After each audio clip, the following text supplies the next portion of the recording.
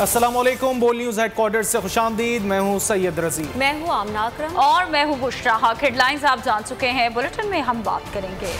Bulletin में सबसे पहले आपको बताएं कि आर्टिकल 63A की तशरीह से मुतालिक सदारती ऑर्डिनेंस की सुप्रीम कोर्ट में समाअत के दौरान अहम रिमार्क्स सामने आने लगे। चीफ जस्टिस उमर अता बंदियाल ने कहा कि अमानत में खयानत करने वाला खाइन कहलाता है। अमानत में खयानत करना बहुत बड़ा गुनाह है। जस्टिस एजाजुल एहसन का कहना था कि अदालत ने आर्टिकल 63A के तहत पार्टी बदलने के तहत एतराफ़ के नताइज का तयन करना है। दलाइल में अटॉर्नी जनरल पाकिस्तान ने कहा कि मखसूस नशिस्तें खालिस पार्टी की जानिब से मिलती हैं, जबकि सिंध हाउस में हुकूमत के मखसूस नशिस्तों वाले अरकान भी मौजूद थे।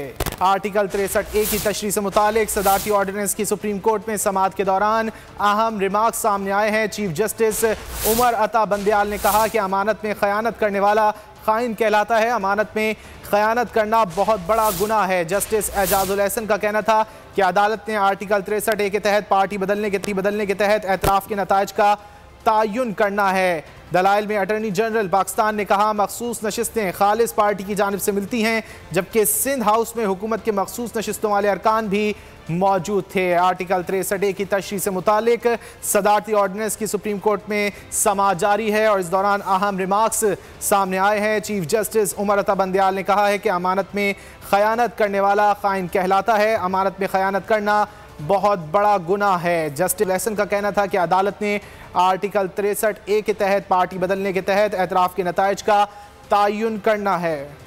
तफसीलात जान लेते हैं नईम असगर से। नईम, आगाह कीजिएगा।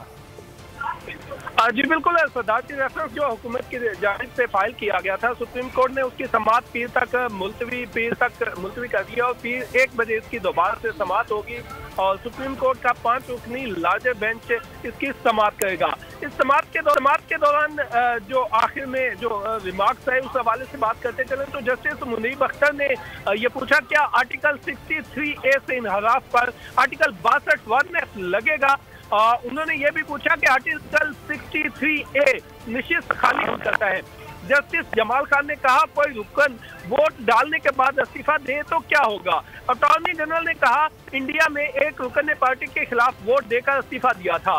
भारतीय अदालतों ने मुस्ताफी रुकन को मुनहरफ करार दिया था और पार्टी से इनहराफ पर किसी की हौसला अफजाई नहीं की जा सकती।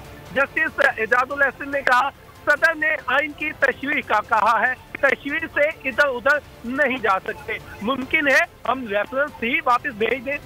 जस्टिस मुनीब अख्तर ने कहा क्या आर्टिकल 63A से इनहराफ लगेगा। ये समाअत हुई है इस्लामाबाद ये सुप्रीम कोर्ट में और इस सुप्रीम कोर्ट की समाअत के बाद अब जो दोनों जमातों के रहनुमा हैं, हुकूमत और PTI के जो अपोजिशन के रहनुमा हैं, वो इस वक्त डाइस पर मौजूद हैं। जो समाअत हुई है उस हवाले से वो मीडिया से बात भी कर रहे हैं।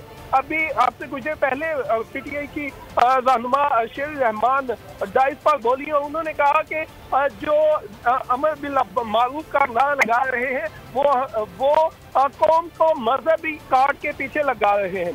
और अब से इस वक्त जो मुस्लिम लीग नून के रहनुमा है वो मीडिया टॉक कर रहे हैं और उनका ये कहना था, उनका ये पॉइंट था कि जो क्राइम अभी तक कमिट ही नहीं हुआ उसके ऊपर डिफेक्शन के समाअत के दौरान आपको बताते चलें कि समाअत के दौरान चीफ जस्टिस ने कहा अटॉर्नी जनरल साहब आपको बताना होगा कि रुकन का हयात नाअहल कब होगा। 62(1) को क्वालिफिकेशन की बात करता है। 62(1) में नाअहली की बात नहीं की गई। अटॉर्नी जनरल ने कहा हुकूमती जमात के लोगों का सिंध हाउस में जाते ही जमीर जाग गया। ठीक है नईम, हमारे साथ रहेगा। इस वक्त एक अहम खबर है, इसमें सदारती रेफरेंस पर समाअत। अटॉर्नी जनरल साहब आपको बताना होगा कि रुकन ताहयात नाअहल कब होगा। चीफ जस्टिस की जानिब से इस्तफसार किया गया। अटॉर्नी जनरल ने 18वीं तरमीम पर होने वाले पार्लिमानी बहस अदालत में पेश कर दी है। क्या आर्टिकल 63A से इनहराफ पर आर्टिकल 62(1) लगेगा। जस्टिस मुनीब अख्तर की जानिब से ये पूछा गया। आर्टिकल 63A नशिस्त खाली होने का जवाब फराहम करता है। जस्टिस मुनीब अख्तर ने कहा कि कोई रुकन वोट डालने के बाद इस्तीफा दे दे तो क्या होगा। जस्टिस जमाल खान की जानिब से कहा गया। बात करेंगे नईम असगर से। नईम, बताइएगा। जी बिल्कुल, इसमें जस्टिस जातुल हसन ने कहा अदालत ने आर्टिकल 63A के तहत एतराफ के नताइज का तयन करना है। जस्टिस जमाल खान का ये कहना था, क्या अदालत रेफरेंस में जुडिशल इख्तियारात का इस्तेमाल कर सकती है? अटॉर्नी जनरल ने 18वीं तरमीम पर होने वाले पार्लिमानी बहस को अदालत में पेश कर दिया और चीफ जस्टिस ने कहा कि खाली जगह अदालत में चीफ जस्टिस ने यह इस्तफसार किया कि क्या खाली जगह अदालत ने पुर करनी है। अटॉर्नी जनरल ने यह जवाब दिया कि INF में भी खाली जगह मौजूद है। अदालत ने आर्टिकल 62(1)(f) की तशरीह कर दी। इस हवाले से समाअत जारी थी और समाअत के दौरान चीफ जस्टिस ने यह भी इस्तफसार किया कि अटॉर्नी जनरल साहब, आपको बताना होगा कि रुकन ताहियात नाहल कब होगा। 62(1)(f) क्वालिफिकेशन की बात करता है, 62(1)(f) में नाहली की बात नहीं की गई। अटॉर्नी जनरल का ये कहना था कि हुकूमती जमात के लोगों का सिंध हाउस में जाते ही जमीर जाग गया और वज़ीर आज़म जस्टिस जमाल खान के वज़ीर आज़म मुल्क के खिलाफ कोई फैसला करे तो क्या रुकन उसकी मुखालफत नहीं कर सकता। ये इस्तफसार किया गया है जस्टिस जमाल खान के खिलाफ, जस्टिस जमाल खान की जानिब से, जिसमें उन्होंने कहा कि क्या वज़ीर आज़म मुल्क के खिलाफ कोई फैसला करे तो क्या कोई रुकन मुखालफत नहीं कर सकता। ये रिमार्क्स सामने आए कोर्ट की प्रोसीडिंग के दौरान और ये प्रोसीडिंग अब मुलतवी की गई है पीर के दिन 1:30 बजे तक।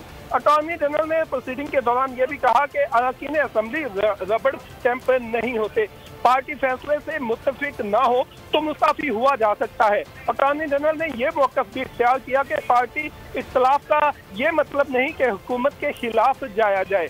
रज़ा रब्बानी ने अटॉर्नी जनरल ने यह कहा कि रज़ा रब्बानी ने पार्टी डिसिप्लिन के तहत फौजी अदालतों के हक में वोट दिया। यकीन है रज़ा अदालत ने वोट नहीं दिया होगा। जस्टिस मज़हर आलम ने कहा, पार्टी पॉलिसी से इख्तिलाफ करने वाला इस्तीफा क्यों दे।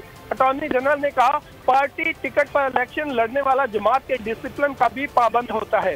जिस पर जस्टिस जमाल खान मंदोखेल ने कहा, हर शख्स अपने ख्यालात के आज़ादाना इस्तेमाल का हक रखता है और आइन ये हक देता है। जस्टिस जमाल खान मंदोखेल का यह भी कहना था, क्या ख्यालात के इजहार पर ताहयात नाअहली होनी चाहिए।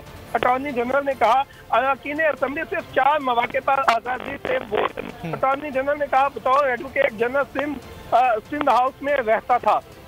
अटॉर्नी जनरल ने कहा, सिंध हाउस में कोई ऐसी डिवाइस नहीं थी जो ज़मीर को जगाए।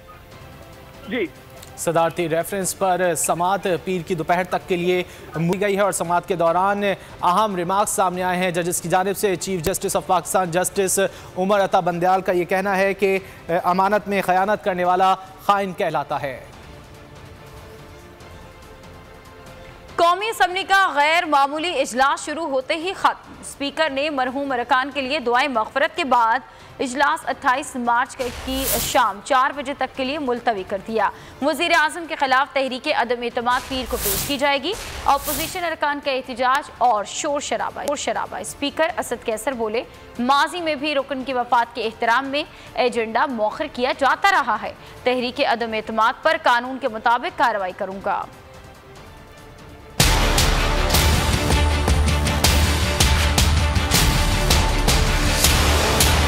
कौमी असम्बली का चंद लम्हों का इजलास अपोजिशन की तमाम तैयारियां राएगा। स्पीकर कौमी असम्बली असद कैसर ने इजलास को ताज़ियती रेफरेंस में तब्दील कर दिया। तिलावत के बाद वजीर मजहबी उमूर नूरुल हक ने साबिक सदर रफीक तारड़, साबिक रुकन असम्बली ख्याल जमान और पेशावर हमला के शोहदा के लिए दुआएं मग़फ़िरत कराई। अल्लाहु अकबर, अल्लाहु अकबर, ला इलाहा इल्लल्लाह, अल्लाहु अकबर, अल्लाहु अकबर वलिल्लाहिल हम्द।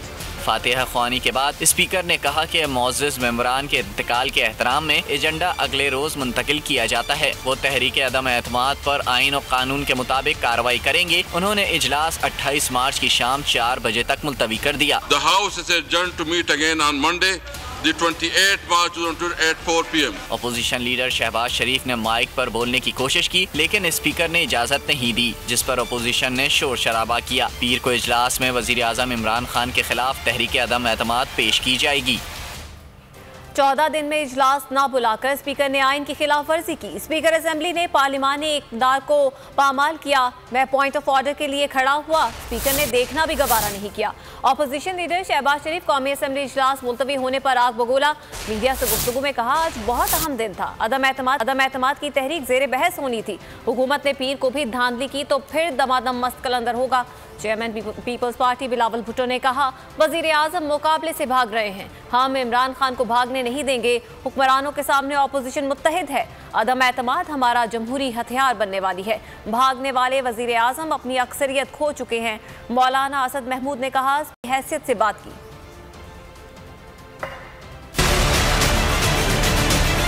फातह खानी के बाद मैं पॉइंट ऑफ ऑर्डर पे खड़ा हुआ। उन्होंने मेरी बात तो मुझे करने की दूर की बात है, उन्होंने देखने की गवारा नहीं किया। उन्होंने मैं बहुत कहा कि मेरा माइक खोले और वो उठकर चले गए। ये है वो स्पीकर का किरदार जो कि तारीख में स्याह अल्फाज में याद रखा जाएगा। वार्निंग देता हूँ कि अगर पीर के रोज उन्होंने इस तरह की हरकत की तो फिर हमसे फिर कोई न पूछे। हम हर वो हरबा आईनी कानून सियासी इस्तेमाल करेंगे और अपने हक को हम प्रोटेक्ट करेंगे। इस स्पीकर ने इमरान का सहूलतकार बन के न सिर्फ आज का डेट से भागे हैं, इससे पहले जब 14 दिन बाद आइन के मुताबिक सेशन को बुलाना चाहिए था, उस सेशन से भी वो भागे। हर वो हरकत को हरबा इस्तेमाल कर रहे हैं कि किसी न किसी तरीके से ये भाग सके। पाकिस्तान के सारे जो अपोजिशन जमातें हैं मुत्तहिद है और हम इमरान को नहीं भागने देंगे।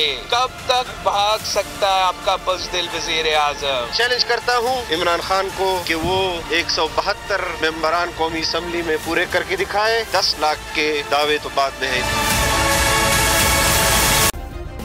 सब्सक्राइब करें और बेल दबाएं ताकि कोई खबर रह न जाए।